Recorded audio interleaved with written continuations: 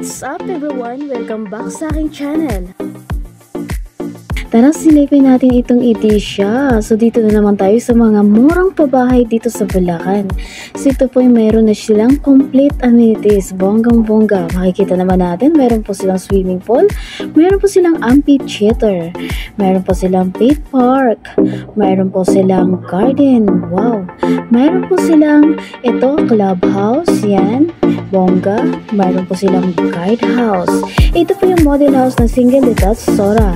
Meron po silang model house ng Yama. So ito yung townhouse.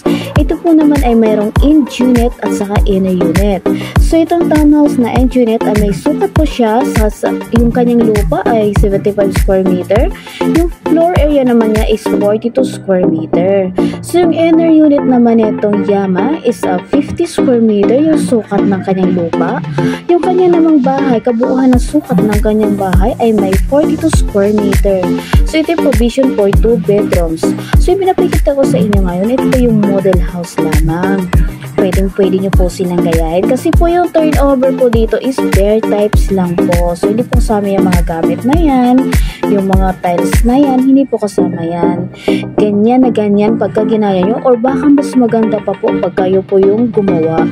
So kung paano po makarating dito, sobrang lapit lang po nito. Halos walking distance lang po papunta sa People's Park ng San Jose del Monte, Bulacan.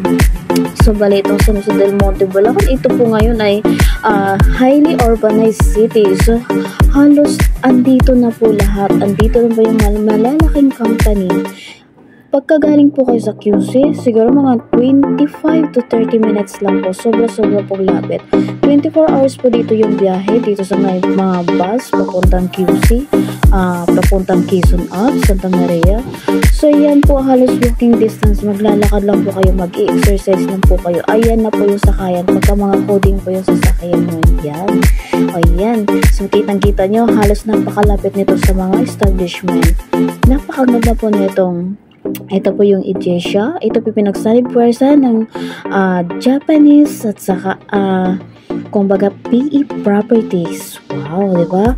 So ito po ay bonggang-bongga pagka dito pa kayo tumira. Sobrang napakasarap po nito dahil halos hindi mo maramdaman na talagang nasa mainit na syudad ka. Ito po yung province life pa rin siya. Napakalamig po dito, napaka-friendly po yung environment dito, tahimik at saka malamig po yung climate dito. Hindi po siya polluted. Yan, pag gusto niyo po mag-avail, pwede niyo po ako i-message sa aking Facebook account, Asian Lands. Pwede niyo rin pa kayo tumawag sa 0909-455-6808. Thank you